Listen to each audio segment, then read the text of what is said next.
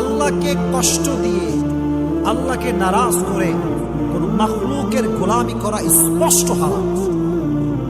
আল্লাহ নারাজ হবে, তুমি রাজি হবা, আমি বেঁচে থাকতে কাজ করতে পারি না। তুমি নারাজ হয়ে যাও, আল্লাহ রাজি হবে, আমার জীবন থাকতে আমি করেই ছাড়ব। ঠিক না বলেন?